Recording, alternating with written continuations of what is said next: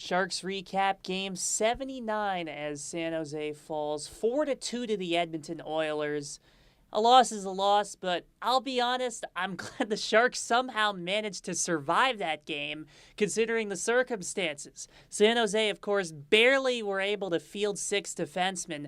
Mario Ferraro is out for the season, and then they had to bring back Jan Ruda, who's probably playing through injury. And then, worse yet, to add insult to injury, both Jack Thompson and Timothy Liljegren had to go to the locker room at certain points in this game with injury scares. I'm glad they were able to come back because I have no idea what the Sharks would have done with them gone. Honestly, throughout this whole thing, I think the person I feel worse for is Georgi Romanov. Hated the way the Sharks have treated him this entire second half. They send him up, during the trade deadline, so he can't play in the AHL playoffs. Then they give him absolutely no starts. There was that stretch where Georgiev had like 6 or 7 starts in a row. And then when he does finally get starts, they throw him to the Wolves.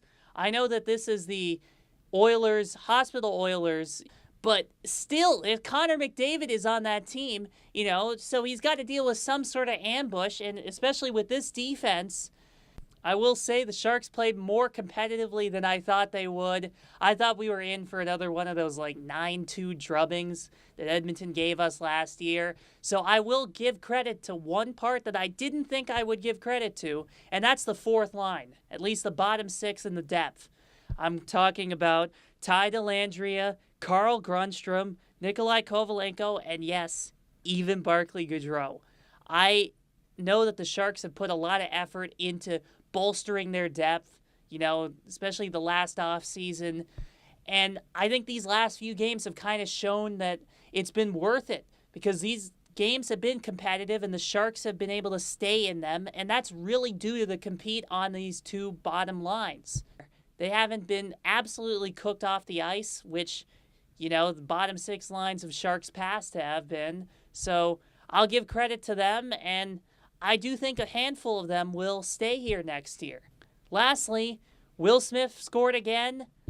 I think I made my point clear in the last recap, so I won't do it again. But aside from that, that will do it for me here.